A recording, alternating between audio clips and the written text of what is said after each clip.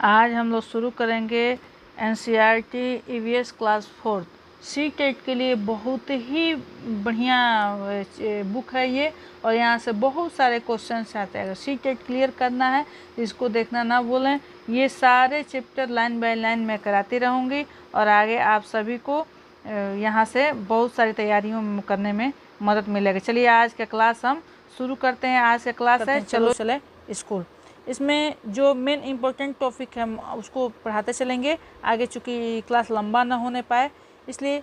यहाँ पहला जो टॉपिक है बांस से बना पुल। यहाँ कई बार यहाँ से क्वेश्चन आ चुका है कि बांस से बना पुल कहाँ का प्रसिद्ध है, तो इसके लिए हम अपना ये बेस्ट आंसर होगा असम। जो बांस से बना पुल होता है वो असम का प्रसिद्ध होता है। यहाँ आगे लिखा हुआ है हमारे यहाँ बारिश बहुत होती है, कभी कभी तो चारों तरफ घुटनों तक पानी भर जाता है, फिर भी हम स्कूल जाने से नहीं रुकते।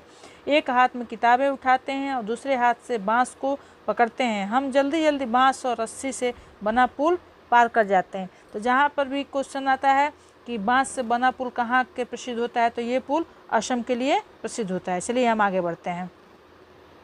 देखिए अगला टॉपिक है ट्राली। ट्राली से लद्दाख जो होता है वहाँ ट्राली के जो लकड़ी के ट्राली बनता है वो बहुत ही फेमस है लद्दाख का। स्कूल पहुँचने के लिए हमें रोज़ नदी पार करनी होती है। खूब चौड़ी और गहरी नदी। नदी के पार जाती हुई मजबूत लोहे की रस्सी होती है। यह दोनों तरफ से भारी पत्थरों या पेड़ों से कसकर बंध रहती है। ट्राली लकड़ी से बना झूला पुली की मदद से इस रस्सी पर सरकती है। हम 4-5 बच्चे एक साथ ट्राली में बैठ के जाते हैं और पहुंच जाते हैं नदी के उस पार। ये जो अगर क्वेश्चन आता है कि ट्राली जो है लकड़ी की ट्राली जो कहाँ की प्रसिद्ध है, वो लद्दाख की प्रसिद्ध है। यहाँ देखिए ये चित्र बनाया हुआ है, ये कुआं है, कुएं से पानी कैसे कैसे निकाला जाता है, बहुत सारे चित्र हैं। चलिए आगे बढ़ते हैं। सीमेंट का पुल।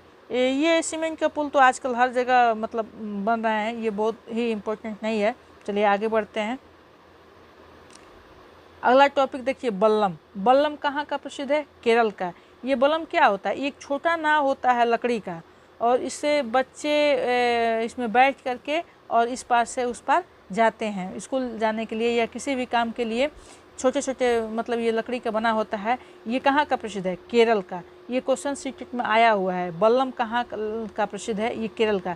केरल के कुछ भागों में बच्चे पानी को पार करने के लिए बल्लम लकड़ी की बनी छोटी नाव में बैठकर स्कूल तक पहुंचते हैं। चलिए आगे बढ़ते हैं। ऊँट की गाड़ी। राजस्थान में सबसे प्रसिद्ध जो है वो ऊँट की गाड़ी है। राजस्थान के लिए राजस्थान में जो ऊँट है वो राजा कहा जाता है राजस्थान का। हम रेगिस्तान में रहते हैं, हमारे यहाँ दूर दूर तक रेत ही रेत नजर आती हैं। दिन में तो रेत खूब तपती है। हम ऊँट गाड़ी में बैठकर स्कूल पहुँचते हैं। राजस्थान में बहुत सारा रेत है, रेतीला ये जगह हो राजस्थान को बोलते हैं इस तरह से। बैलगाड़ी देखिए, बैलगाड़ी तो आजकल मतलब हर जगह बच्चे सब देख रहे हैं। बैलगाड़ी मैदानी इलाकों में, एक गांव में हर जगह दिखता है। चलिए आगे बढ़ते हैं। साइकिल की सवारी।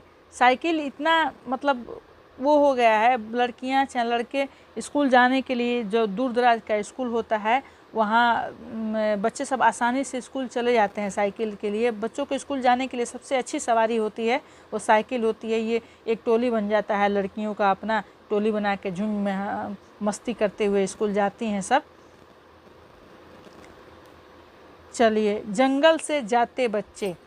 देखिए बहुत सारा जंगल है, इसमें दिखाया गया है बच्चे सब स्कूल कैसे कैसे अपने रास्ते से जा रहे हैं। एक साथ झुंड बना करके, टोली एक कहा जाए तो टोली बना करके स्कूल पहुंचने के लिए हमें घने जंगलों से निकलना पड़ता है। कहीं कहीं जंगल इतना घना होता है कि दिन में भी रात जैसा लगता है। उस सन्नाटे में कोई पक्षियों और जानवरों की आवाज़ सुनाई देती है। केवल पक्षी और जानवर दिखाई देते हैं, सुनाई देता है, और आसपास कुछ भी नहीं दिखाई देता है।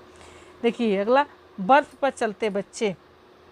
बर्फ़ जो है बर्फीली जगह है, कहाँ पे? उत्तर की पहाड़ियाँ।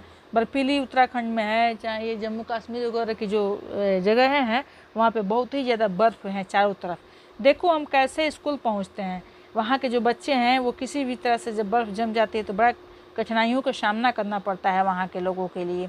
मीलों फैली बर्फ़ पर चलकर हम हाथ पकड़ पकड़ कर बर्फ पर पैर जमाते हुए ध्यान से चलते हैं ताकि बर्फ में पैर धंस जाते हैं। अगर बर्फ़ जमी हुई हो तो फिसल भी सकते हैं। बर्फ़ इतना पहाड़ियों जैसा हो जाता है कि आदमी फिसल जाता है। एक दूसरे का हाथ पकड़ के देखिए पिक में दिखाया गया है कैसे बच्चे सब स्कूल जा रहे हैं। अब देखिए ऊबड़ खाबड़ पथरीले रास्ते, यहाँ से भी पूछा गया है सवाल कई बार। उत्तराखंड अगर पूछा जाता है कि ऊबड़ खाबड़ पथरीले रास्ते कहाँ हैं तो उत्तराखंड हो जाएगा। देखिए बच्चे कैसे स्कूल जा रहे हैं, ये पिक में भी दिखाया हुआ है।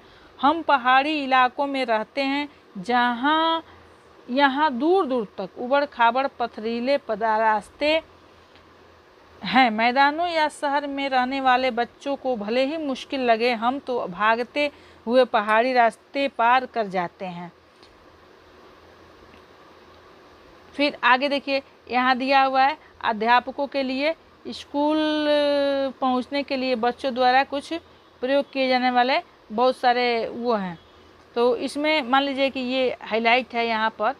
अब आप जो चाहेंगे कि ये जो है ये अध्यापकों के लिए है।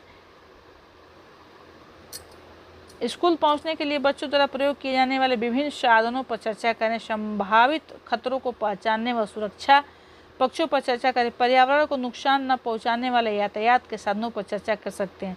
पर्यावरण को आजकल नुकसान पहुंचाने वाले बहुत सारे साधन हो चुके हैं, जैसे गाड़ी हुआ, बस हुआ, मोटरसाइकिल हुआ। इस सब से पर्यावरण कितना दूषित हो रहा है, जहरीले गैस निकल रहे हैं, पर्यावरण दूषित होता जा रहा है। तो इसलिए अगर पर्यावरण को नुकसान न, साइकिल है इससे पर्यावरण को कोई नुकसान नहीं है, बैलगाड़ी है, चाहे और सारे बहुत गाड़ियाँ हैं जो लकड़ी उकड़ी के हैं, व्यवस्था है, इससे पर्यावरण को नुकसान नहीं, तो उसका उपयोग अधिक से अधिक करना चाहिए। अध्यापक के लिए यहाँ लिखा गया पाठ में इस तरह संदर्भ देने का उद्देश्य स्कूलों में सजा देने की प्रवृत्ति को रोकना है। कक्षा में इस पूरे मुद्दे पर संवेदनशीलता से बातचीत करें। बच्चों को आत्म अनुशासन के लिए प्रोत्साहित करें। देखिए पाठ में जो इस तरह के संदर्भ का उद्देश्य संदर्भ है, उसका उद्देश्य स्कूलों में सजा देने की प्रवृत्ति को रोकना है। जो मान लीजिए कि अगर यहाँ दिया भी है, क्या तुम्हारे स्कूल में भी सज़ा मिलती है, किस तरह की सज़ा मिलती है।